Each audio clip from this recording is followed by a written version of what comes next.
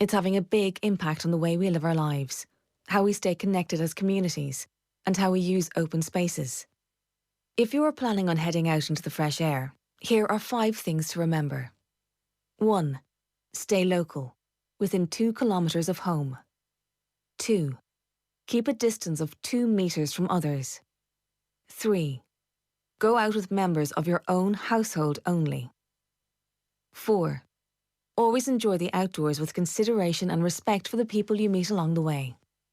And 5. Wash your hands before you leave home, and always observe coughing and sneezing etiquette. Find out more at gov.ie, supported by the Government of Ireland. We'll wait for the bus, the train, or the lights to turn green. We'll wait for the weekend and we'll wait for the rain to stop. But when it comes to pain, nobody wants to wait.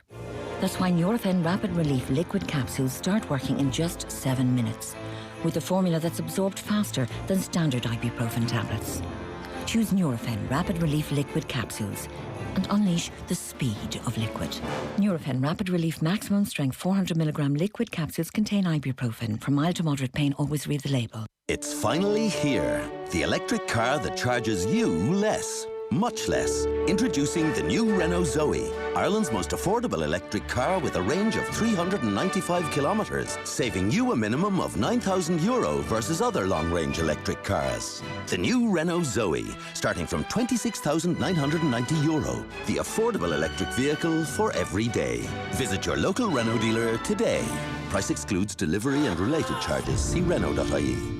At Tesco, we're asking all of our customers to think before you click. Right now, home delivery slots are a precious resource. Our delivery service is experiencing more demand than ever before. And to our most vulnerable customers, a delivery slot is vital. If you can shop in-store, please do, and help us save our delivery slots for someone who really needs it. Remember, think before you click. Because now, more than ever, every little helps. Right now, we all deserve a good dose of kindness. That's why Boots would like to thank our amazing colleagues for their ongoing commitment. For over 23 years, we've supported our communities and kept our pharmacies open. Our colleagues are here to support you with medicines, prescriptions, and trusted advice. So please help them while they do their best to help you. Keep safe. Keep being kind. Share your Boots Kind stories, pictures, and messages using #PrescribeKindness. Thank you, and stay safe from Boots. For a limited time only, get Air's totally unlimited broadband for just $29.99 a month for 12 months. Sign up today and you'll also get Amazon Prime Video on us for a whole year. Watch thousands of popular movies, TV episodes, and award-winning Amazon originals. Plus, you'll get the free Air Sport Pack. For more on this amazing offer, call 1-800-500-300, go in store, or visit air.ie. Air. Let's make possible. Price for new customers, 12-month contract, subject to availability. Bundle activation fee may apply. For full details and terms, see air.ie/Prime Video. Lawn moss? Not a problem. Apply Zero Lawn Liquid now in your lawn. I'm Porry Corkin, garden expert on Pat Kenny's programme, and I use Zero Lawn Liquid on my own lawn. Zero kills moss overnight. Zero is easy to apply and very fast acting. Apply Zero to your lawn now for a moss-free, rich green lawn this spring. Zero Lawn Liquid is now available online at horkins.ie for a direct delivery to your home. For a moss-free lawn this spring, apply Zero Lawn Liquid now. You ain't shit! I wish I was 50 years younger and I'd kick your ass. Well, fans can be the harshest critics, you know. And they often are. A wife is often the harshest critic of her husband. I thought I was invincible. That's what you're trained to believe as a sports person. There was 4 million people in Ireland who knew much more about managing football teams than I did. When it comes to music, I can spoof with the best. Your sporting career is the best time you'll have, and you know you have to hang on to it for as long as you like, because everything else is pretty crappy. And this is not lies. Stephen Rothschild has never spoken to Jimmy McGuinness in his life.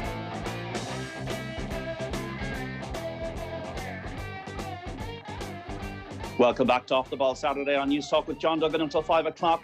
Hope you're keeping well. It's the Saturday panel, and what we're going to do this week is talk about sports books, okay? So a lot of you checking in with loved ones at home on Skype or on Zoom, keeping fit at home, but also dealing and delving into that treasure trove of sports books and documentaries and keeping yourself loving sport while there is no sport. So we're going to be joined over the next hour by the Wild Atlantic Way, group of Off the Ball. Why do we call them that? Because they're from the West, all right? Well, kind of the West, okay? So it's Arthur O'D from Sligo, it's Neil Treacy from the Southwest in Limerick, and from the very, very, very Southwest, it's Eoin Sheahan from Kerry. So lads, hope you're all doing well. And when I'm thinking of sports books, I'm thinking of, why am I going to buy a sports book? The word unputdownable is a huge thing. In the Collins English Dictionary, the Oxford English, unputdownable, I don't want to put down a book. There's that comfort of having a cup of tea or a Time Out or a Kit Kat, and you not want to leave your bed when you're reading that sports book. You're so engrossed in it. Great writing is important, the sports you love to follow. And to me, guys, these are the kind of criteria, what I'm looking for when I want to buy a sports book. But over the next hour on 53106, we're going to get so many recommendations. And start off, guys, what makes a great sports book for our listeners? I think, John, a great sports book kind of comes into line with whatever a general great book is. And for me, that's something where you're turning the page, you don't know what quite is going to happen. You are brought in either by the prose of the writing or whether it's content that is gripping. That could be tough sometimes because the vast majority of what we're going to be talking about today and the vast majority of sports books out there are based on facts, and it is based on people involved in sport. And the fact of the matter is that a lot of people in sport are actually quite boring. A lot of the very, very successful people are quite boring, and that can lead to a poor narrative. Unless it is written unbelievably well, it can lead to a lot of dull sports books. So that kind of actually makes it all the sweeter when you pick up a sports book which is unreal, which is based on something that is a true story that also leaves you hanging on every word, wondering what is going to happen next. Like when it comes to some of the great journalism done in Irish sports books and international sports books, even if you know the outcome, they are so well written, some of these books, that you can actually get stuck into a situation where it's like a cliffhanger at the end of every episode of a box set, for example. Like where I'm talking about the David Walsh and Paul Kimmage works on Lance Armstrong, for example, like Paul Kimmage's own book, A Rough Ride, which I know we're going to get into today. That sort of thing. Even though you know the general subject matter, what is going to happen, what the outcome is going to be, some books in this category of sports literature are just so unbelievably well written that they do leave you on a cliff edge with every passing page. Neil, what do you think? Makes a great sports book? Yeah, I think what makes a good sports book is, for me, it's generally learning something, expanding on something you know just a very small bit about. So when I'm going out buying books, it tends to be following after seeing maybe like a little bit of a documentary, or seeing, you know, you might find there might be a sports movie or something like that has come out, and you don't know whether they take liberties in the sports movies. You want to actually get the full picture of what happened. There's generally kind of, you know, it's generally based on a book and things like that as well. So I find it's when you catch something or you read an article, maybe it might be an oral history about something that's happened, and it does just about enough for you to want to actually learn an awful lot more and find out who the real people were involved in it, find out more about the teams. And I think what happens then is you might pick up a book and you get through it and you're, you know, it could be absolutely brilliant. And all of a sudden you're looking out for that author's name again. And when you see that person come up, you're kind of going back to those authors again and again and again. Yeah, we're streaming live as well on YouTube, on Facebook, and on Twitter. So we look a bit like the Brady Bunch here for the listeners who can't see us. Listeners, you can text in your recommendations for best sports books in 53106. So Arthur, you just qualified with a PhD, so you know a lot about literature and reading and that kind of thing. I know a lot about Bob Dylan, but I don't know enough about a lot about literature. So Arthur, for you, what makes a great sports book? I think, like, I suppose when, like, as Eoin kind of touched on, that idea of a book just being well written, it doesn't really matter if it's sports or not. That's kind of just a prerequisite that is essential if you want to enjoy it, I find anyway. But I find that any kind of sports book that can kind of, so like as sports fans, we all have a certain amount of arrogance in terms of what we feel we know about professional sport, but in reality we don't really know anything about professional sport. We don't know what the ins and outs are like. I think any book that can reveal that or kind of dispel our own notions of what we understand while bringing us closer into this world, that kind of, to me, is the measure of that. And that's, I suppose, what makes it difficult with autobiographies from top sports people. Just to translate that feeling to the common reader is, I mean, it must be nigh on impossible. It must be the same kind of way as us trying to do what they do. Just, it, like, to me anyway, that kind of, so if that gap is bridged, then that's generally the measure of success. Yeah, and I'm thinking about autobiographies. I'm thinking about Paul McGrath and Vincent Hogan's Back from the Brink. That was really well done. Andre Agassi's Open, which was ghostwritten. Only a Game, I think, was probably the main one that kind of got me started. Was Only a Game. Now, it's not one of my three. That we're all going to pick three today, but Only a Game and Eamon Dunphy was a real searing account with Peter Ball helping him of like life in the lower divisions of English football in the 1970s. But our autobiography is the exception rather than the rule when we're coming talking about great books. In terms of an exception being the ones that are put forward as great books, or the ones that tend to... In that, our most autobiography is bland. Oh, yes. Sorry, yes. I would have thought so. I thought that if you're going to pick up a bland sports book, chances are it's an autobiography. And I know that may sound harsh on professional sports people. That's the fact of the matter. If you are a professional writer or a journalist who has invested years of their life into writing a concept book, chances are that book is going to be better. And you do have a tendency to actually lean more towards concept books when you're having conversations about your favorite sports books. Today, I'm kind of gone 1.5 here of each. One's half an autobiography. One is definitely an autobiography. And one's a concept book here today. So I've tried to keep it away from one another. But really, if you go through your top books like Eamon Dunphy, Paul Kimmage, those autobiographies I would have thought are exceptions. Agassi, obviously an exception. Andy Lee, an exception definitely when it comes to quality autobiographies. Yeah, I think that when it comes to autobiographies, the good ones are absolutely brilliant, and the bland ones really, really are dull. And I think in the modern world with social media and everything, there's so much we already know about each individual athlete that by the time it actually comes to putting together a book, really the only thing that you're learning is about their early years. Like, for example, the most recent one I read was Rory Best's autobiography, released in the last few weeks. And I mean, almost everything from maybe the mid-2000s up until his retirement was stuff you really already knew about him. You know, you knew the games he played, you knew, when it came to the World Cup, that's where we really wanted the answers. But all we were given was what he kind of already explained. And, that could well be what had happened in the World Cup. It's just, it didn't really feel like enough for a lot of us. But the interesting parts in the book were, where he was growing up in County Armagh, and, his early years breaking through with Ulster, how initially he didn't make the grade and how he went off to Newcastle. And, in the early years of his career when he was probably drinking way too much and he had a bit of a reputation as a party guy and a bit of a bad boy in Ulster, and he was getting in lots of trouble. That was the really interesting part. Whereas by the time I actually made it into his career, it was kind of stuff that all of us already knew. So I think when it comes to the modern day autobiography, unless people are going absolute warts and all and are just laying it out, everything that happened, this is exactly what happened, we already know so much about the players. Whereas, like, for example, when Eamon Dunphy came out with Only a Game, he probably wasn't going out of his way to be, well, I know Eamon Dunphy probably, there is a bit of explosiveness in his mindset, but I would say for most people at that time, they didn't really know too much about what the industry was like. So I think the way the times have obviously changed the way sports autobiographies have gone. But there obviously are some modern examples that have been absolutely fantastic. And I think generally it's when the person has had a lot of personal issues to deal with, and they've gone through some real dark times. It isn't necessarily the things that happened out on the pitch that we're absolutely mesmerized by. It's the story of how they were going about and doing this on a day-to-day basis while generally struggling, really, really struggling in their day-to-day life.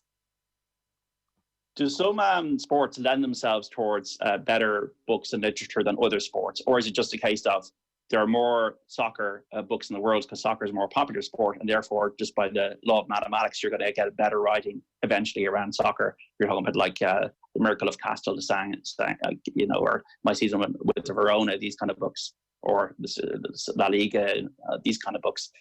Is it harder because of a smaller pool to get a really good Gaelic Games book, for example?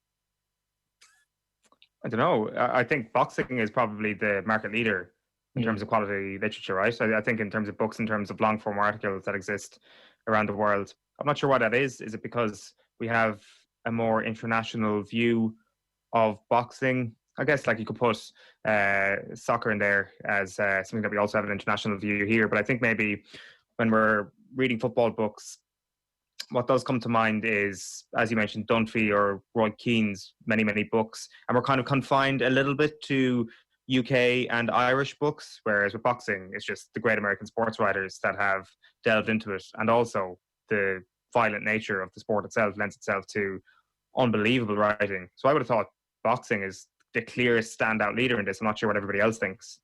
Yeah, I 100% agree. Well, Arthur, you're one of your Mecca recommendations is a boxing book. Sorry, yeah. I mean, I think time. I think kind of what Eoin is talking about regarding the appeal just of boxing and the international appeal, but just time. If you think of the kind of the time you have around a fight, that it's not just 12 or 15 rounds, as so many of them would have been, but like the months and the weeks building up with the fight camp, with everything else. And then you have other sports that lend themselves to it, like cricket. Again, it could take a week to get one test done. You have baseball, another sport as well, that like in terms of the great American sport that it has, or the great American pastime, that has so much, just reams and reams and reams of written material about it that's just exemplary. So I think it just is, it is that question of time. And you mentioned the boxing book. Yes, so On Boxing by Joyce Carol Oates was one of the three I picked. And hers, again, as a kind of on that issue of time, it's just kind of almost a lifelong recollection of her introduction to boxing via her father, and kind of her, not troubled, but her own kind of inspection of why she likes this sport that is so barbaric, why people like it, why it's so widely adored, why it's so compelling for everyone. And it's that kind of almost like a World Cup final, that thing like a big fight. You don't really need to know anything that's come before. Anyone can just dip in, and this is the event. It's a huge event. And that's, I suppose, the appeal of that book. And I mean, she's just an incredible writer, and it's just takes to the topic like anything else. It was called kind of On Boxing, but it could have been on anything. I mean, she could do anything with it, but it just so happened, fortunately, she turned it to boxing, and it was incredible. Arthur, that's your first recommendation. We're all going to have three recommendations over the hour. Folks, 53106, what are your sporting book recommendations? Your first recommendation, Neil, is? First one I'll go for is, I'll pick out this one. This is Winter Colours by Donald McRae. So it's a rugby book. It was written probably around, I think it was kind of in between the 1997-1998 season. And it's absolutely fantastic. The changing seasons of rugby. So he kind of wrote it, maybe it would have been, 2 years after professionalism.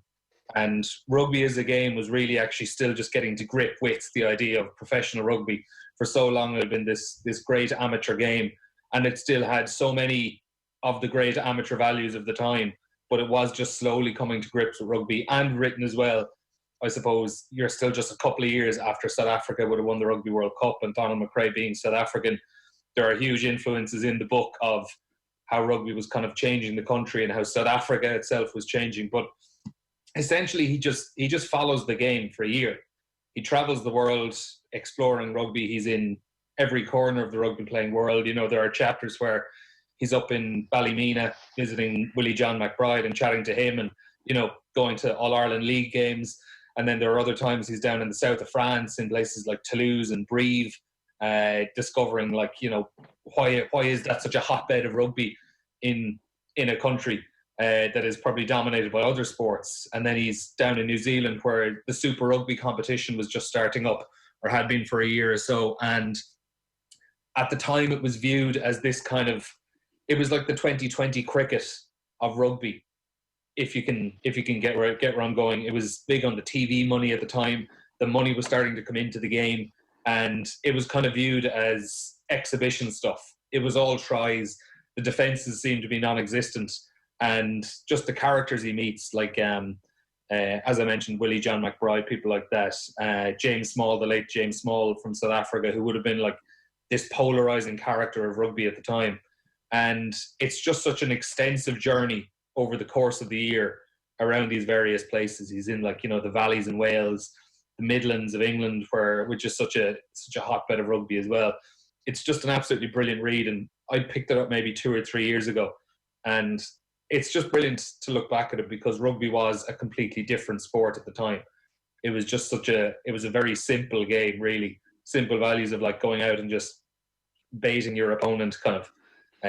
It was all like, forwards, up the jumper, big grunt kind of stuff. And just a really, really interesting read. And Donald McRae, like obviously almost anything he puts a pen to is going to be fantastic. So that'd be my first recommendation. And because as well, I think there are so few rugby books like this.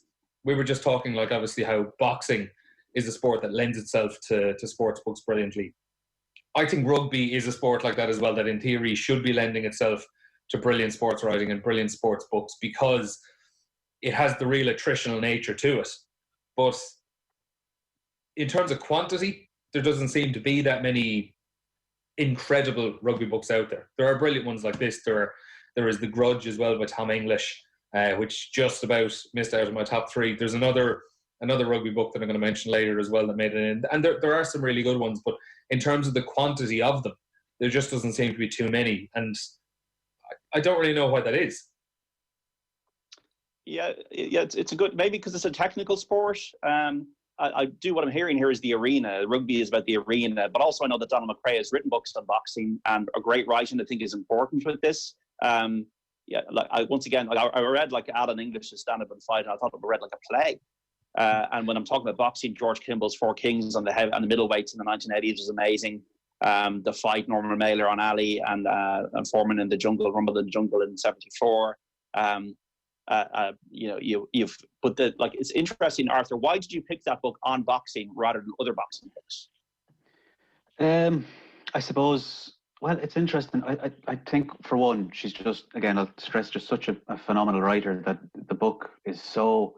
It's only about, maybe 100 pages long, and it's just a general sort of overview of the sport, and it's just filled with so many just wonderful kind of nuanced views and things. Like, there was one thing that stood out. I only reread it recently by chance, and she's talking about kind of the position of the referee and how within this kind of huge arena where boxing will take place, however many fans are there, and it's kind of everyone's inhibitions are gone. So the audience will be for one side, for the other.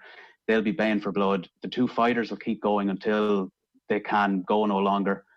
And it's all down on this figure, the referee. He is the person that has to be the moral arbiter in this just kind of madness.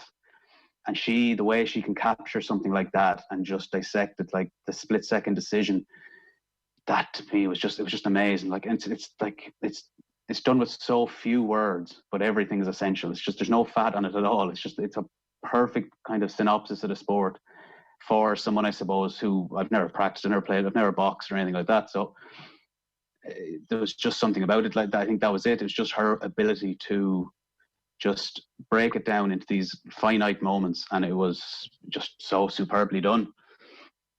Oh, and don't tell us now that your first recommendation is Keys to the Kingdom, even though it might be anything Kerry related might be, I'm sure, very good and very well regarded down there. But yourself, what did you go for first? I actually have Keys to the Kingdom on that bookshelf over my right shoulder there, but I declined to pick it off today. I am going for a GEA one to kick things off. I'm going for Over the Bar by Brendan O'Hare. I think if anybody has a copy of this and you say that it's not your favourite GEA book on your bookshelf, then your favourite GEA book must be bloody good, because this is sensational. I'm not sure if anybody else here has read it. It's one of the most enjoyable experiences of your life, actually, reading this book, if you are into Gaelic games, because it makes you feel unbelievably nostalgic for a time in which you did not exist. Like, I find myself getting wistful about the Rackards, for example, and I'm like, God, I miss hurling in the 1950s and 60s. And I'm like, I was like minus 30 years old at that time, and yet Brendan O'Hare manages to take you back and actually take you to that place and then move you on, and then you almost miss it when you kind of leave it.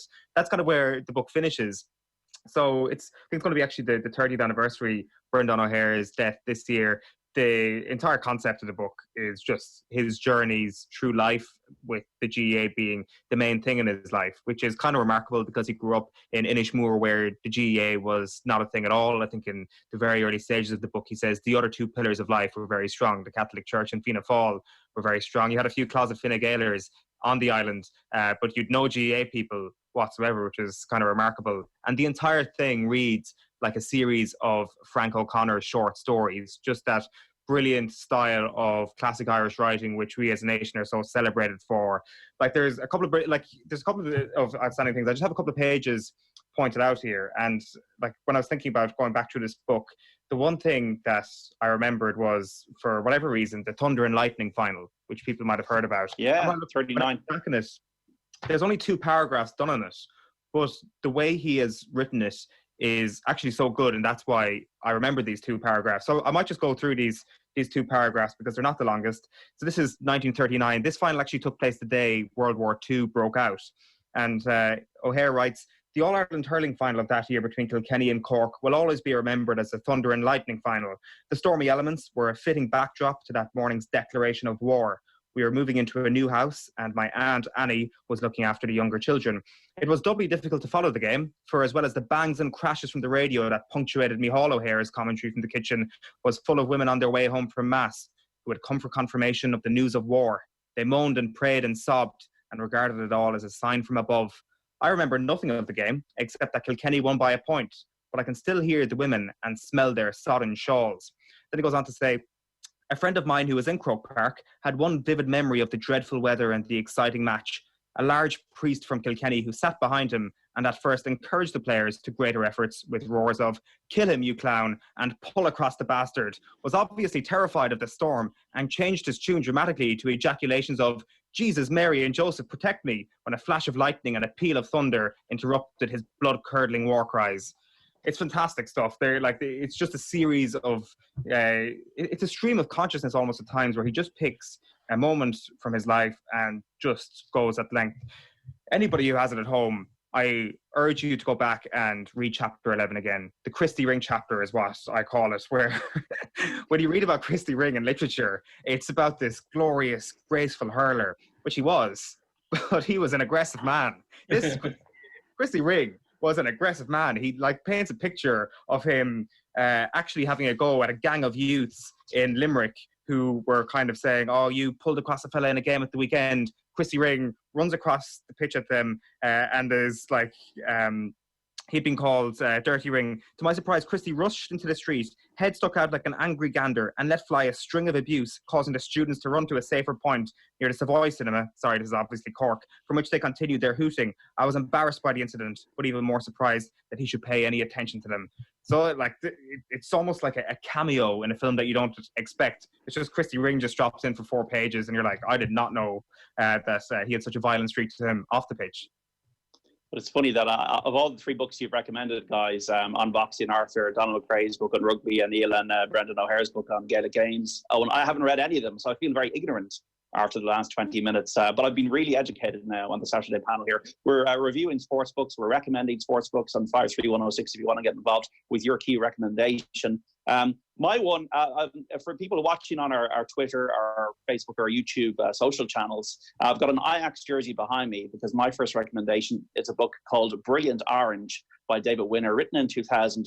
The first football hipster book, I would call it, all about not only Dutch football's history, but the intersection of Dutch football history, art, architecture, space, culture, curves, mathematics, and why the Dutch think they do, because most of Holland is under sea level, and how Dutch football came out of nowhere with total football, Rinus Michels in the early 1970s, Ajax winning 3 European Cups, Johan Cruyff and Michels, and then that kind of went to Barcelona, and is almost the godfather and the grandfather of the Pep Guardiola system. And just an incredible variety of chapters. Some chapters just all about Dutch art and architecture and space, and quite intellectual chapters, and then moving to chapters about 1974, when the Dutch lost to the Germans, West Germans, in the World Cup final, a match they should have won when they went ahead in the first minute. And then all these kind of references to World War II, the guilt that the Dutch had in World War II or during the Nazi occupation, to beating Germany 14 years later in Munich again at the same stadium. They won the European Championship. They beat the Germans in Hamburg, but also the 1978 final in Argentina, Robbie Brensenbrink hitting the post with a minute to go in the World Cup final, could have won it for the Dutch. And the kind of the tragedy of the Dutch, the the way they're so individual. Most of their countries below sea level. The way they do things is very organised and orderly, and just the completely different concept to the way they played football. Total football, that when you're attacking, the pitch gets wider, and when you're defending, the pitch gets smaller as you narrow the way you play. And just from, there've been so many books written about, like Jonathan Wilson wrote about the tactics of football. And I really got, as a young lad, I was in my early 20s in 2000 and 1999, got so enamoured by Dutch football. And a late friend of mine, Johnny Lyons, was big into it. So much so, lads, that for my 21st birthday in 1999, I went to Amsterdam for my 21st, and I had a really entertaining week. I would describe it that way. And I got so emotional after my entertaining week that I started crying in the Ajax Museum when Marco van Basten's feints were shown on a kind of a little TV screen, and I did a book of feints, and I really got emotional about it. So therefore, Brilliant Orange has got an early resonance for me as a real hipster, great book when I was young lad, and that's why it's one of my recommendations. It's amazing, isn't it, how a very, very good sports book can actually allow you to know a hell of a lot more about, say, a place like the Netherlands now in your mind as a result of reading David Winner. Like you mentioned Jonathan Wilson there, and I think that Inverting the Pyramid is one of those books. It's not something we're going to be discussing today. It just so successfully tells you, why do the Brazilians play the way that they do? Why are certain nations known as pragmatic nations, and why are some nations known as more graceful, more flamboyant nations on the football pitch? Is it actually a representation of who the people are, or is it a completely random thing? The answer is obviously the former, and it's something that I think a lot of sports books that are going to be spoken about today touch on, is that you can't divide, say, sport and politics or sport and culture or anything like that. They are inextricably linked, and I think that is especially true when it comes to football in a load of these countries. And I think that the Netherlands, as you mentioned there, is one of them that Winner actually kind of evokes, as you say, John, the tragedy in some areas of the Netherlands and what that actually represents on the football pitch. I don't believe we have any other soccer books for our recommendations in the second part of the Saturday panel. So, guys, just a couple of honourable mentions for soccer books you like? Well, we do. I've got one more soccer book. Has for one, the second part. I do indeed. Like, will I get into it now, John, or will I leave it for a little while? No, we'll leave it until after the break. 53106, folks, for your recommendation on sporting books. That's part one of the Saturday panel. We'll be back with your sports recommendations after the news following this break. Stay with us. The new place to buy Peugeot in South Dublin, Sandyford Motor Centre. More Irish drivers than ever are choosing Peugeot. Test drive the award-winning Peugeot 2008 and 3008 and the 7-seater Peugeot 5008 at Sandyford Motor Centre. The new home for Peugeot in South Dublin. The Punchestown Festival. It's for city, country, village and town. It's epic sport, the style scene and everything in between. It's live music, great crack and buzzing bars. It's for champions and horse racing heroes. It's a celebration of Irish sporting excellence. It's 5 magic days in one very special place. It's the Punchestown Festival, 28th of April to 2nd of May. Tickets from €30. Punchestown, it's your kind of town. Hello, you're through to the Women's Aid Helpline. Thanks to your continued support and our staff and volunteers, the Women's Aid National Free Phone Helpline continues to provide free and confidential support 24 hours a day, 7 days a week. Call 1800 341 900 or online chat at womensaid.ie. Women's Aid. Listening, believing, supporting. This isn't the time to be shy about striving for success. This is a time to act on ambition, to think bigger, go further, learn more. UCD is Ireland's #1 university for graduate employability, with master's degrees that open doors and mentors who will nurture, inspire and shape you professionally. Stand out on your own terms and set your own trajectory. Visit ucd.ie/masters. UCD. Think bigger. Times are more than tricky for the elderly in our communities. That's why the GAA, SuperValu and Centra have partnered to launch Club Together, a new initiative to recruit volunteers across Ireland. It's about caring for the elderly. So if you don't have friends or family to call on, our volunteers will help by getting your weekly food shop from our stores to your door. We're asking GAA clubs around Ireland to partner with their local SuperValu or Centra. Let's all club together to help. The Lotto jackpot is an estimated €7.2 million. And remember, you can play Lotto and all your favourite National Lottery games online. Simply download the app today or visit lottery.ie. Play responsibly, play for fun. Lotto. Time to play. COVID-19 is a major public health emergency here in Ireland and around the world. It's having a big impact on the way we live our lives, how we stay connected as communities, and how we use open spaces. If you are planning on heading out into the fresh air, here are 5 things to remember. 1. Stay local, within 2 kilometres of home. 2. Keep a distance of 2 metres from others. 3. Go out with members of your own household only. 4. Always enjoy the outdoors with consideration and respect for the people you meet along the way. And 5. Wash your hands before you leave home, and always observe coughing and sneezing etiquette. Find out more at gov.ie. Supported by the Government of Ireland. Get the latest News Talk podcasts at newstalk.com and on the News Talk app.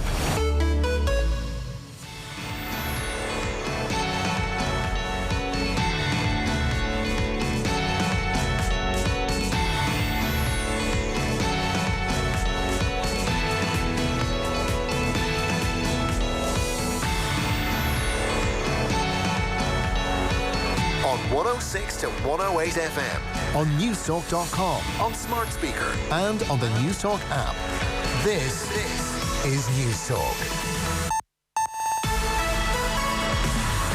It's 2 o'clock. Good afternoon. I'm Stephen Murphy. Essential workers will be asked to carry ID to get through guarded checkpoints. 2,500 members of the force are on duty across the country, making sure that anyone out is making a necessary journey. It follows new restrictions announced last night, which ordered anyone to stay at home apart from specific reasons, including buying food and medicine. Exercise is only allowed within 2 kilometres of your home. Garda Commissioner Drew Harris says cooperation from the public will be needed. If an essential worker has got their ID and then some form of description of what their work is that we can examine at the roadside, then that's fine. But we will want to be, as the days go on, we'll want to be clear and clear with people what is expected. There are a large set of essential workers in this country.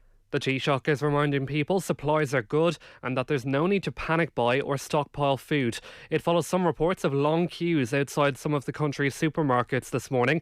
Leah Varadkar says food stores and takeaways are staying open and you can go further than 2 kilometres from your home to buy food and medicine. Arnold Dillon from Retail Ireland says it's important people shop responsibly. The supply chain isn't geared up to manage significant bulk buying. And if that does happen, we risk running out of stock in certain areas, but stores are going to manage that on the ground, and I think most people have got the message and are shopping responsibly. Cocooning has been introduced for people over the age of 70. They're being told to stay indoors, as are people medically vulnerable to COVID-19, including those with specific cancers. Professor Karina Butler is president of the Infectious Disease Society of Ireland. In this case, what we want to do is cocoon our elderly and prevent the virus from getting near them, creating a barrier, like a fire break, except in this case it's a virus break. Stop the virus getting to them. Finally, 832 people have died in Spain after contracting COVID-19 in the past 24 hours. The death toll in the country is now at over 5,500. Here's Sky's Adam Parsons. What we are seeing is Spain continuing to follow a pretty steep trajectory, perhaps somewhat ahead of the curve established by Italy, and Madrid and Catalonia are the 2 regions that are continuing to be the most grievously hit. It's 2 minutes past 2. Hi, I'm Kate, and I'm a member of the manufacturing team at Regeneron Ireland. Regeneron is currently recruiting biotech production specialists to work in Ireland's largest biotech facility based in Limerick. We are looking for people who will be responsible for making our life-saving medicines in a clean room environment. If you would like to join me in doing amazing things in a company that has been repeatedly recognised as the best place to work, then visit careers.regeneron.com today. Apply right now. careers.regeneron.com. News Talk weather. Thanks to the AA. Need to renew your AA home insurance? Go to the aa.ie/myAA. Cold and dry tonight with long clear spells, especially in the north of the country. Lowest temperatures between -2 and 0 degrees. And now you're up to date on News Talk. Off the ball. This is News Talk.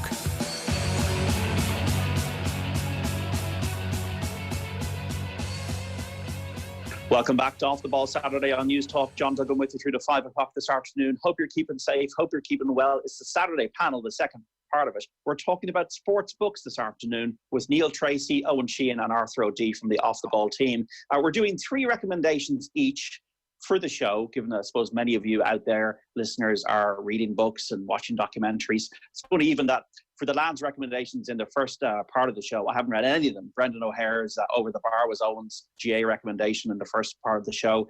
Neil Treacy's, was it Winter Tales? Colours. Winter Colours.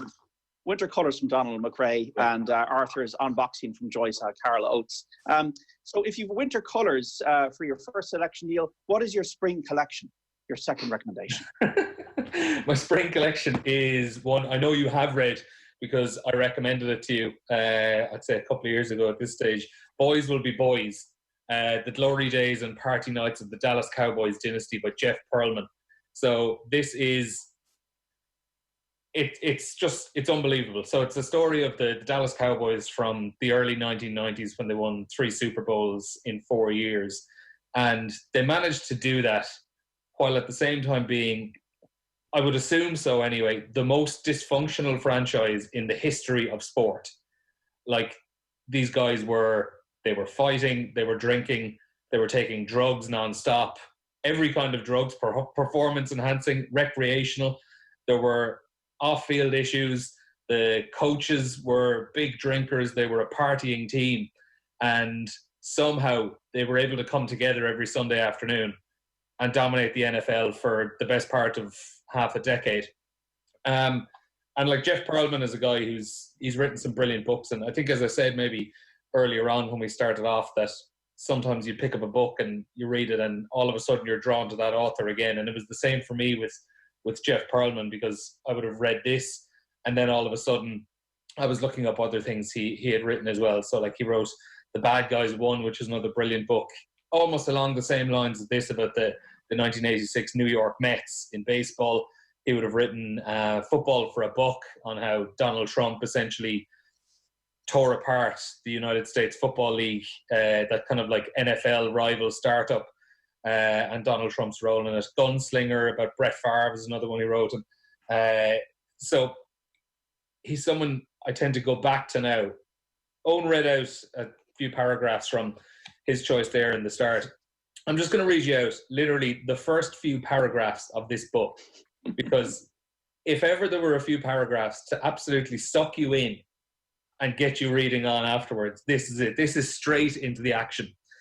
The very, very start of the book, Michael Irvin knew he was screwed. There, dangling in his right hand, was a pair of silver scissors, bits of shredded brown skin coating the tips. There, clutching his own throat, was Everett McIver, a 6'5", 318-pound hulk of a man, blood oozing from the 2-inch gash in his neck. There, standing to the side, were teammates Eric Williams, Leon Lett, and Kevin Smith, slack-jawed at what they'd just seen. It was finally over. Everything was over. The Super Bowls, the Pro Bowls, the endorsements, the adulation, the dynasty. The greatest wide receiver in the history of the Dallas Cowboys, a man who'd won 3 Super Bowls, had appeared in 5 Pro Bowls, whose dazzling play and sparkling personality had earned him a devoted legion of followers, knew he was going to be going to prison for a long time. 2 years if he was lucky, 20 years maximum. So that's the opening few paragraphs of the book. Like, you are sucked in instantly. So this guy, Michael Irvin, their star wide receiver, had one of his teammates, a younger teammate, had cut in front of him in the line in a barber shop. So he attacked him with the scissors. That is, like, have you read this book? That's the tip of the iceberg stuff from it. Now, he didn't end up going to prison. I think there was a settlement, a financial settlement between the two, to avoid criminal charges. But I mean, what an opening page. What an opening page. And like, that isn't just the best bit out in front. It's just as good. It's even better the whole way through. Some of the stories are barely believable, only for the fact that, you know, they are common knowledge at this point. They are 100% true. Some of the stories in it are just incredible. Have you read this book, lads? No, I haven't. No, I might now, though. Yeah, well, absolutely. Neil has done the best sales job you could ever do on Off the Ball Saturday here, Neil Treacy. I read the book, and Neil, and what I found it interesting, fascinating, was the egos of Jerry Jones, the owner of the Dallas Cowboys, and Jimmy Johnson, the coach, who led them to 2 Super Bowls, that they couldn't get on. They won. They reached the holy grail of sport in American football, and they couldn't get on. And then Jimmy Johnson, who ended up in the Hall of Fame recently, left. The other thing I found fascinating about the book was, once you're done, you're done. And like, it's kind of almost like when you're a Super Bowl winner, you got to just take everything that you get, all the adulation that you get, because once you're out of it, you're gone. Maybe if you're Troy Aikman or whatever, you're not. You're okay. But I just found it a fascinating human interest story. Yeah, and what I absolutely loved in as well, like when they're describing like the Super Bowl week, it's just one big long week of partying. Even the players are out drinking and partying that week leading up to the game. Like, can you imagine, leading up to a Champions League final, the team lands in wherever it's going to be this week, like Istanbul, and all of a sudden they're spending the entire week just going wild before at the end of it they go out, put together a performance and somehow win. You mentioned Jimmy Johnson as well. Like, he's one of the key characters in the book as well. Like, he's a key part of, I don't know if you've seen the 30 for 30, the U. Like, he was the head coach of the University of Miami, who were basically like the university version of this Dallas Cowboys team. So he has a habit of picking teams. I'll give him that. Arthur, your second recommendation is?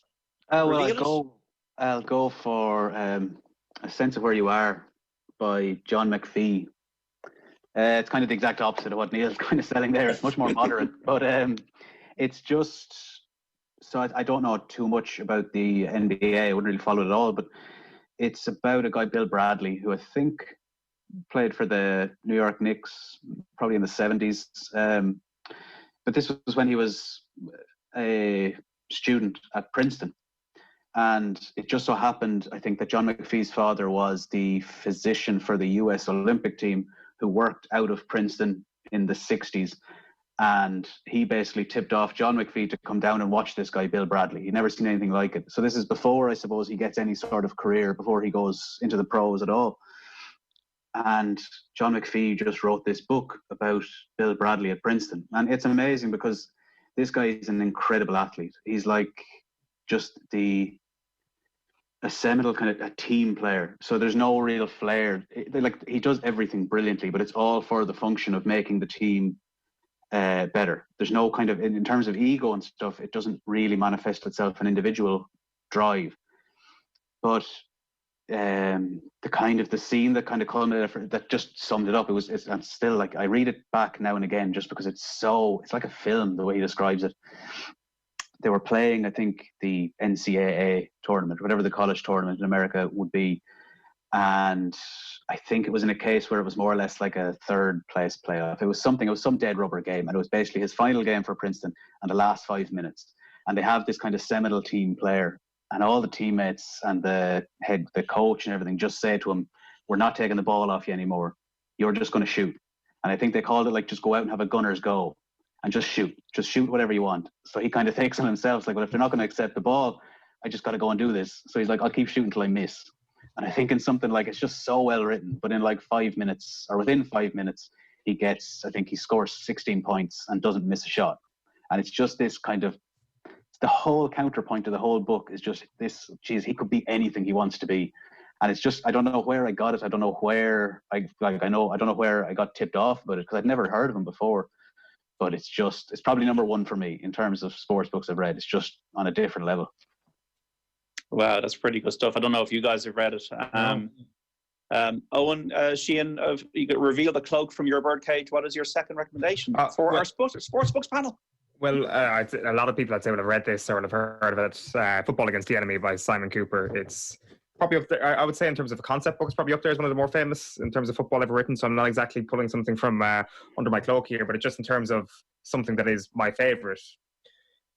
It's hard to beat over the bar really, but I think this is probably my second favourite sports book ever. It's something I keep on my bookshelf despite having read a couple of times. I think there's kind of a sense of envy when I think about Simon Cooper in the situation, published at the age of 25.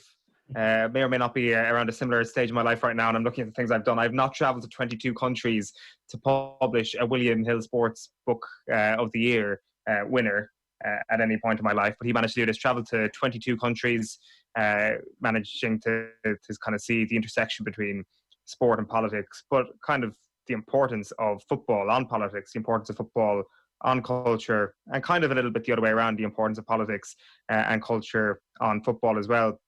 Like the different areas that he covers, he gets to basically a varying degree of continents, and like there is a focus on America at the start and at the finish because it's published in '94. It's coming up to the World Cup. He gets to Africa and spends some time with Roger Milla. He goes to South America, obviously, to delve into the dictatorship in Argentina. Obviously touches on Pele, and I guess something that we mentioned before the break, the question that, say, Jonathan Wilson would have posed in the Inverting the Pyramid was, why do Brazil play the way that they play? And I think that Cooper does this in a very different way, but is also posing the same questions.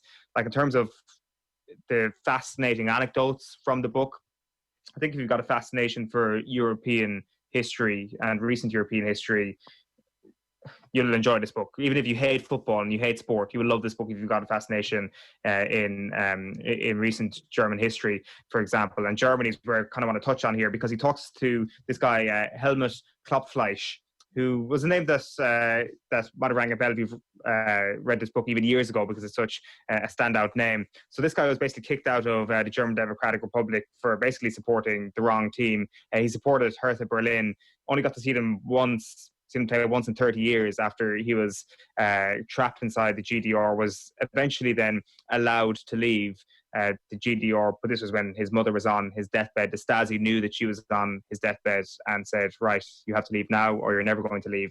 And his mother ended up dying 5 years later. It's incredible when he tells a story about all the different files the Stasi had on him, all about his football tendencies and how they informed his politics in their view. Anyway, it's brilliant. Like, that's the kind of one thing that sticks out to me. Like, as I say, Cooper is someone, I think he was born in Africa, grows up in Europe, lived in London and made his home in London for quite some time. And despite the fact that he travels to 22 different countries, it's almost a study of England, which is the most fascinating. And it's only a very short chapter, I think, in the middle. It's about Gaza, and he goes to Rome to see him playing for Lazio in this book, and kind of sees all the ultras in the stands doing their neo-Nazi salutes and all that sort of thing, and Gaza being applauded by all of them during the match. It paints quite the scene. But the opening paragraph on this, chapter 8, it's page 70 of the book, he says, we in Britain tend to divide footballers into two classes. One class is British and the other continental. Tony Adams, David Batty and Tony Cascarino are British players, and Chris Waddle, John Barnes and Eric Cantona are continentals. It was the same in the past. There were Englishmen like Jack Charlton, Norman Hunter and Nobby Stiles, and continentals like Liam Brady, Glenn Hoddle and Ozzy Ardiles. The terms have so little to do with geography that Ron Greenwood could even call the Brazilians those marvellous continentals. And he kind of delves in beautifully into this sort of hard man English attitude that people would have had and how that was represented in their football team. But actually, the mask sort of slipped in Italia 90, and he says Gaza's crowning moment at the World Cup was his foul and, of course, getting sent off. Gaza cried. Continentals cry too. Maradona does. But they do it on purpose, like characters from their operas. Gaza cried because a nasty thing had happened to him. He probably also hoped that the referee, upset at the tears, would take back the yellow card, but that hardly qualifies as scheming. These were the tears of a child, and they were seen by more Britons than had ever watched a single television programme. I say Gaza was our two fingers up to the dreaded Europeans. I may be quite wrong. What is undeniable is that anyone writing a mental history of post-war Britain will have to explain Gaza's tears, which I think is just unbelievably eloquent and not exactly the most out-of-sync way of describing Britain, even if you were to put it into today's context. But yet, this was published in 1994, and it was a vastly different place, and he travelled to 22 different countries around the world, and yet he had to look at himself to almost get a greater appreciation of the 22 different countries he focused on. Yeah, football just seems to be part of the tapestry. I will say that Simon Cooper will not bring back the pink snacks, though, Eoin, to our society. That's something I can't see him doing that. My second recommendation, folks, is A Good Walk Spoiled. I don't know if you've read it, lads, but John Feinstein wrote this in, it's funny enough, 1994. After spending a year on the US PGA Tour, including the major championships and including the Open at Turnberry, which is now owned by Trump. And it's funny, he's talking about the Japanese making a big play for, the Turnberry at the time. And why I really like this book is because I couldn't get enough of it, and I wanted more. I would love to see every 3 to 4 years a diary of the tour, and the access John Feinstein got. He got Davis Love, Tom Kite, Greg Norman. This is before the Tiger Woods era, of course. John Cook, and you remember he's speaking to like players that struggled, like Paul Goydos and Brian Henninger through Q School and that. Lee Jansen. He talks about the Ryder Cup of the Belfry, which the Americans won. You got Tom Watson interviewed, Nick Fallows interviewed in it, and the access is incredible. And talking about the Masters and the rituals and the traditions there, and the really, I don't think it's really changed that much, although they've let women in now, and Tiger Woods has changed golf and has changed sport. But even just the way they run the Masters, that is their tournament, and even the Open Championship when Nick Price won it that year, and just the access. And I'd love to, and the reason why, and I won the William Hill Sports Book of the Year, and it's just beautifully written, and everything is very tight in the book, and everything is very precise and correct, and it's really like, because I knew that 94 tournament, I watched it on TV, that is really, really tight, but really well told. Little anecdotes in there about the way the Americans hated going to Scotland, and they hated the showers and all that kind of thing, and they hated the Open Championship, but when they got there, they loved it. But wouldn't you love to just see a tour diary of Rory McIlroy, Dustin Johnson, Brooks Koepka, Tiger Woods, access to them all, like the way the year builds. And I think that's what we were speaking earlier on about, a boxing match that builds a week, or Neil saying there about the Super Bowl week. Wouldn't you love to see a diary of the tour, no holds barred, of every golfer's story that year? That's why I picked John Feinstein's A Good Walk Spoiled for my number 2. John, sorry, Neil, go on ahead. I was just going to say, John, John Feinstein is I've a few of his books on my shelf. A Good Walk Spoiled is one of the few of his that I actually haven't read. The one I'm actually on right now is one of his as well. I think I mentioned it on last week's show. I'm only in the early stages of it now, but it's Where Nobody Knows Your Name. It's actually a really, really interesting story. Life in the minor leagues of baseball. So he's basically connected up with about 7 or 8 different characters, and they're from all walks of life in baseball. So there are a couple of players, there are a couple of coaches there. He has umpires, people like that, people who are constantly flirting between trying to get out of the minor leagues and get their 15 minutes of fame in the big leagues. And it's a really, really interesting story. There are also a couple of great basketball books that he would have written as well down the years. One that's always on the list of the great American sports books is A Season on the Brink.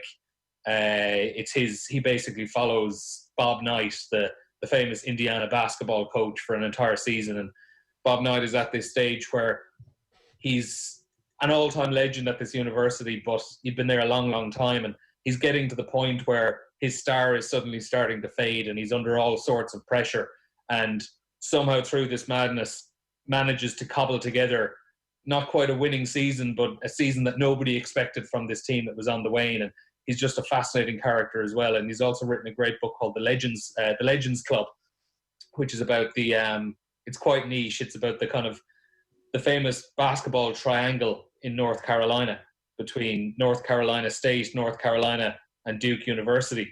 And they're just a couple of brilliant books that he's an author, I think, down the years that I've dipped back to every now and again.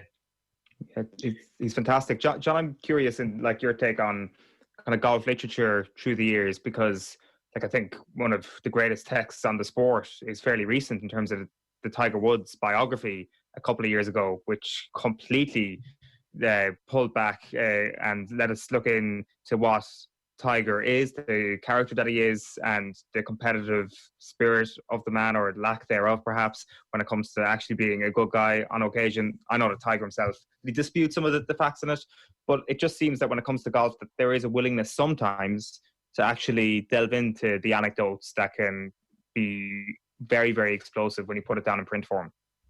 Yeah, there was a really good book, Eoin and Francois Ouimet, who won the US Open as an amateur. There was a book on the Grand Slam. There was a book on Ben Hogan. But what I'm hearing here from this conversation is, and the Tiger Woods book was obviously not authorized, is that autobiographies are so bland in that because there's no insight, there's nothing said, and they're it's almost like a official version of what's actually happening, which is not the real version. And what John Feinstein and what Neil is saying there, what you're saying there through Simon Cooper, it's real stories of real people and access. And unfortunately, what has happened in contemporary sport is sports stars are afraid, and they're too putting cotton wool to express what's really happening. and what's really going on. And it's only afterwards, and even you could see, like, only until Jackie Tyrrell brought that book about Kilkenny hurling did I get a sense that, well, we know something here. Wouldn't it have been great for Tiger Woods to get out ahead of the game and say, these are the things I did wrong. I didn't really act very well when I was younger. This will happen after the sex scandal, but I've come back now. And I even write it, like, even do join up with a great ghostwriter and write like your tale of the Masters last year. That's just not going to happen. And that's the kind of the shame of it. Arthur, you've got 2 great books in there, and I'm really looking forward to, because I know an advanced screening of what you're going to say next, because I love cricket, and your final recommendation's a cricket book. Yeah, I don't think it's, I mean, I think it'd probably be on an awful lot of people's lists. Beyond the Boundary by C.L.R. James. Again, a little bit, I well, like the McPhee book, I wouldn't have a terrific interest or knowledge of cricket, but I don't know, I must have stumbled upon this on some best sports book list somewhere along the way. But in terms of, I know what Eoin is talking about with concept books, I mean, this ties in, it's the kind of book you're just reading, you're like, God almighty, you'd love to have written this. It's just like, you know, in your own scenario, it's phenomenal. But just it rests on that kind of famous kind of question, was, what do they know of cricket who only cricket know? And to be honest with you, that took me a long time to kind of, I still don't fully understand it, but you're kind of just wrapping your head around how the sport of cricket, I suppose, contributes to the idea, to the meaning of identity in the colonial West Indies. And I think he's from Trinidad himself, but it's just this amazing stretch about how you can't really understand the culture and society that he's in without cricket, but you can't really then consider the effect that cricket, as played by these countries, by the West Indies, has had for the game across the world. It's just this bizarre inverse between the two, and kind of, I think I reread it again kind of recently enough. You're just blown away by the kind of the capabilities of his mind to formulate some of the things he thinks about. It really takes a while. It took me a while, certainly, to kind of get an actual grasp on what it is that he's kind of the ramifications of what he's suggesting in terms of the blend between culture and sport, society and sport. It's unbelievable. The links between what we say, because I watched Fire in Babylon, that documentary about the West Indies, and when Tony Gregg, who was actually a South African who played for England, said, I intend to see them grovel, and the way it backfired against the West Indies, and then they skittled England in the heat of 76, and then they were effectively the dominant side in world cricket for 2 decades, won the first 2 World Cups until Australia came along. And what I'm loving about the conversation is that there's a link between that book you're recommending there, Arthur, and the Fire in Babylon documentary, and then there's a link maybe between that and, say, The Art of Captaincy, Mike Brearley's book about the Ashes in '81. There's a link then between John Feinstein's book on golf, and Neil, then the books you recommended, and then the book about Tiger Woods. And then there's a link as well between Donald McRae's book. If you read the book on rugby, then you might read his boxing books. And I think that is the treasure that we can open when we're discussing sports books. There's a link between each one of them. And that even though there are those that are on your bookshelf you haven't read, you will get actually another book out of them. Neil, your final one is? Yeah, my final one is, I suppose in theory it's a rugby book, but it kind of isn't. It kind of isn't as well. I think what a lot of people would have always said, what I would have heard before, is like the great sports stories, they're not necessarily about sport. They're about the people that just happen to be involved in sport. And I think it ties back with a lot of the recommendations we've made so far. It's about the people. It's not about the games and the scorelines. And this one is Engage, the autobiography of Matt Hampson that Paul Kimmage would have written with him. And for me, it's the first time I think a book, and particularly a sports book, actually had a lasting impact on me.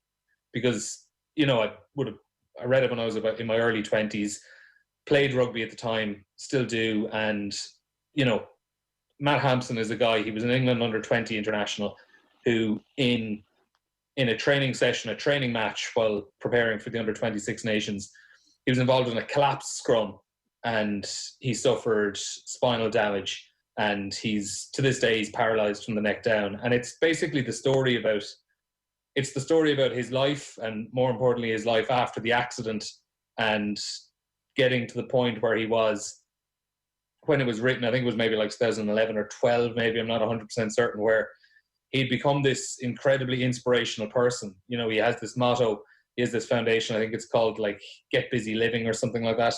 And it's a really, really difficult book to read, but it's also one you can't put down. It's, I'd say, the first time I've ever read a proper book, a sizable book in one setting. I got it at Christmas, and I remember sitting down to read it, and I stayed up all night. I literally couldn't put it down because it genuinely changed the way that I was looking at the game of rugby and the dangers of it, and in particularly the dangers of the scrum, and how we should be looking at it more as, you know, a scrum is an incredibly dangerous thing, and there is this kind of prevailing attitude that it's all about driving your opponent off the ball and these dark arts of pulling people down. And it, when you're reading it, it suddenly makes you realize just the damage it can do to someone if you're messing around or you're not behaving correctly in a scrum. And on a personal side as well, at the time, it was only when I was reading the book, my mother's uncle several years ago had a bad accident, and he was in Stoke Mandeville Hospital in England, and it was in the mid-2000s. And I remember my grandmother was going over to visit him quite a bit, and she'd be coming back telling me about how there was this rugby player in the hospital as well, and she was talking about how there were all these huge rugby players coming to visit him every time she was over there, and, you know, telling me about being careful when you're playing the game and stuff like that. And it was only when I was reading the book, as I was doing the kind of the mental maths in my head of the timeline, that, you know, that was actually him that she was talking about. He was the guy in the hospital who was, you know, having such a difficult time. And I don't know, just all those things together really brought it home. And it was like hairs on the back of the neck standing up as I was reading it. There definitely hasn't been a book that has had such an impact on me. That's fascinating stuff. And I remember reading it at the time and speaking to Paul Kimmage, and remember what he said, Paul Kimmage, was that Matt Hampson couldn't scratch his nose, something we all just take for granted every single day. Yeah, it was serious stuff. It was really like a public service, really stuff. And Eoin, speaking of Paul Kimmage, your last book is a cycling one, not written by him, but something that obviously connected to everything he was involved in. Yeah, we've bashed autobiographies all day long here, so I've gone for an autobiography next. Well, kind of. The ghostwriter, Daniel Coyle, gets a good credit and is a co-author in The Secret Race, Tyler Hamilton's biography, I guess. If you're crediting the ghostwriter, is it a biography or a first-person biography? I don't know. But anyway, Daniel Coyle and Tyler Hamilton written The Secret Race. I'd completely forgotten that on the inside of The Secret Race, Tyler Hamilton had actually signed us when he was in studio with us and off the ball a couple of years ago. Owen, you are the man. Thanks for having me on your show. Keep up the good work. So according to Tyler Hamilton, I am the man. Secret Race, like, this is the best book on Lance Armstrong. There is the best autobiography on US Postal, I want to say. Like, I really put the program by David Walsh, Seven Deadly Sins, right up there as well. But in terms of an autobiography, and you know what, actually, books in general, I think this is the best on this era of doping and this era of cycling. It starts off with this incredible passage of how Tyler Hamilton just loves pain, how he sees the barrier, he sees that wall, and he embraces it. It was his thing as a kid that he would meet a challenge that any coach would give him and just bash through that barrier. If people were dying going up a hill, he was dying as well, but he was loving it. He loved that sensation of pain. And I think sometimes what we don't appreciate is that what happens in the peloton here is you have the world's most insane endurance athletes anyway. It was just some people had better jugs than the others, but even those who were complete cheats were still unbelievable endurance athletes, which I'm not trying to justify them as characters or anything like that, but that is the fact of the matter. Like, as I say, this is as much of an insight into Lance Armstrong as anything. The bully that was Lance Armstrong. Like, of course, you have the doping scenes, these incredible scenes of them sitting in a hotel room with elastic bands around their arms, waiting for blood bags to be extracted from their body. Like, he paints a picture of a blood bag going in a couple of weeks later at one stage, which was a bad blood bag. He ends up urinating blood. Like, the horrifying scenes, which really kind of lift up the carpet on what was actually going on and some of the horrifying things you put your body through to actually be a blood doper at this time. But anyway, back to to Lance. Like, Lance would rock up beside other people in the peloton, according to Tyler Hamilton, and actually figure out what the new science was, what new drugs were in the mix, what doctors people were working with. He just had a complete stranglehold on the entire peloton. And then, of course, he had a stranglehold on all his teammates as well. Really bullied Tyler Hamilton as well. Like, even Lance's wife comes up to Hamilton at one stage in the book, and it's like, I see your blood levels are quite high. You're riding quite high there, Tyler. That even Lance's wife is almost bullying Tyler Hamilton in this. It's kind of bizarre scenes. Like, there's one bit, just a very quick quote in page 217 in it, where Tyler Hamilton's wife, her name is Haven, and she says, Lance is Donald Trump. He might own all of Manhattan, but if there's one tiny corner grocery store out there without his name on it, it drives him crazy. And that was kind of in reference to how Lance really went after Tyler when he left US Postal and went to a different racing team. But yeah, it's fantastic. It's like, I know you've got a cycling book as well to finish, John. There's something about these books that makes you want to just go on YouTube afterwards and watch any Tour de France stage. Like, this is obviously about cheating. It's about how the Tour de France became the Tour de Farce. It is about the biggest scandal sport has ever known. And yet they're so well written, some of these cycling books, that you're like, I actually just want to watch some of the sport, because the way writers like Daniel Coyle, the way writers like Paul Kimmage write about Mont Ventoux, for example, or Alpe d'Huez, it's like a great panto villain. And you just want to know more about this villain, and you want to see this villain in all its glory, and these people using all the engineering under the sun, all the drugs under the sun to be able to defeat this villain. And it's just a sport that defies all comprehension of what the human body can put itself through.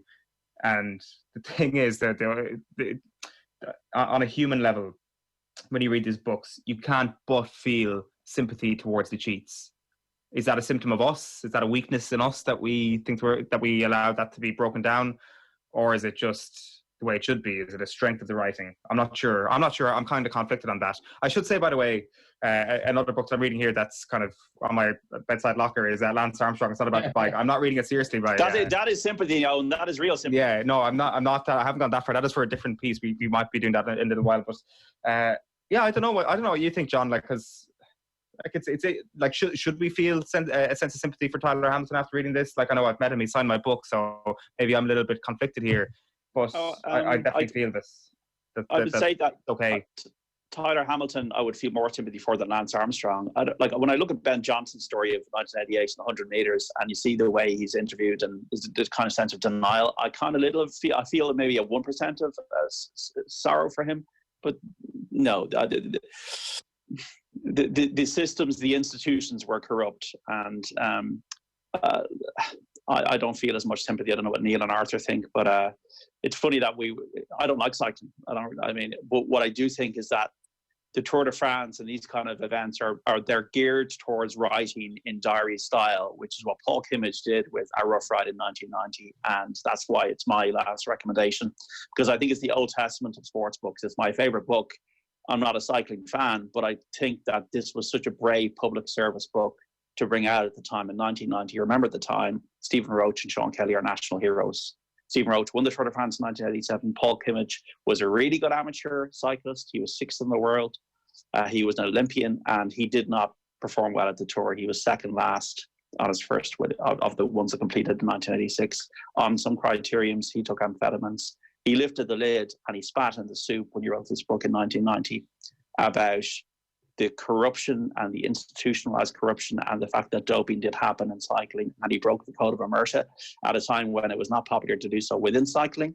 And I know he got the job at the Sunday Tribune at the time. And also when Ireland, and I remember him going on the Late Late Show, who is this guy? Why is he coming out with this stuff? Stephen Roach is a hero, Sean Kelly is a hero. And we're not saying that they were associated with it, but we're saying that the sport at the time, and he was the guy that had the credibility and the foundation to go after with David Walsh, Lance Armstrong, because this thing was going on. First of all, the Tour de France gone on for 100 years, and then 2 decades of investigations into these guys. I think that at the time, to bring out this book was so brave.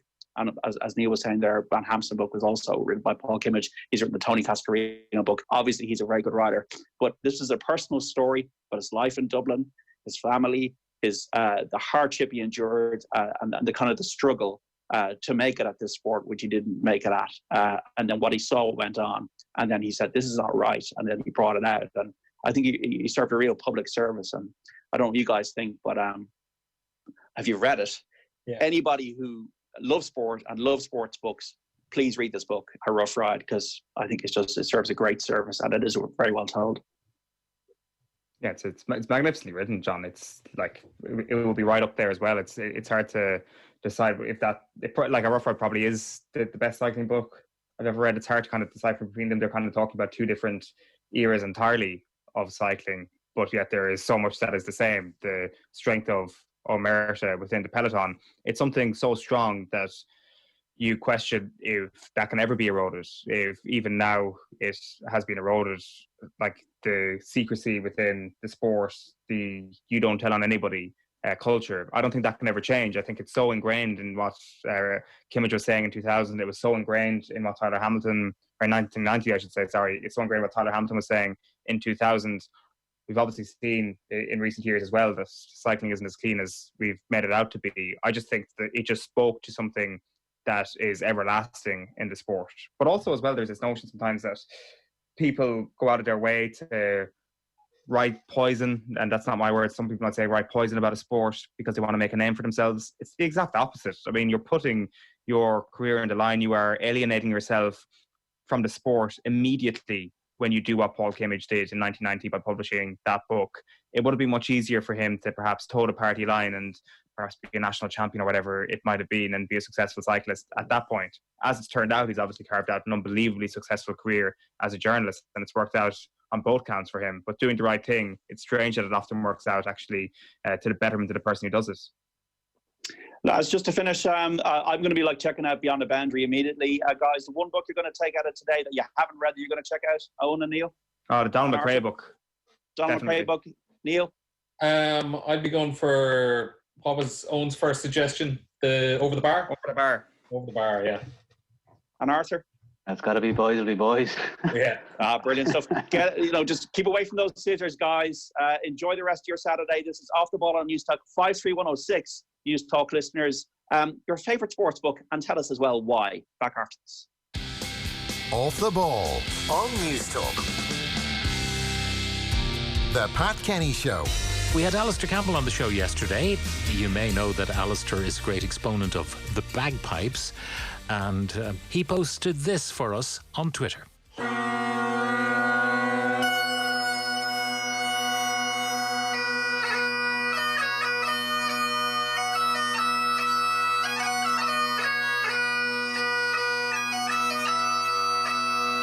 There you go, Pat. That'll do for you. On News Talk tomorrow. The Pat Kenny Show. With Jaguar. Weekdays at 9 a.m. on News Talk. Well done, Pat. Well done, Alistair. That bagpipe rendition has killed every living thing, including viruses, within earshot of my radio. It always feels better to go direct. Sam learned that the hard way when he asked Emily to ask Tom, who knew Alan, who knew Sarah, to ask Emma to the Debs. Sam who? Going direct is always the best way to go, especially when it comes to switching to Energia and Ireland's cheapest dual fuel bundle. Come to us directly and you'll get the biggest savings with a 35% discount on gas and a 36% saving on electricity. Visit energia.ie. Energia, the power behind your savings. EAB €1,493 based on average annual usage. 12-month contract, discounted unit rate, standing charge, PSO levy and carbon tax, T's and C's and early termination fee apply. Valid from January 2020 and subject to change. Verification and T's and C's at energia.ie/EAB. Lawn moss? Not a problem. Apply Zero Lawn Liquid now in your lawn. I'm Porry Corkin, garden expert on